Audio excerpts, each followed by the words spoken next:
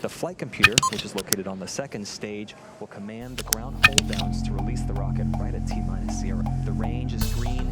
We've been monitoring weather. The only primary concern we have is the cumulus cloud thick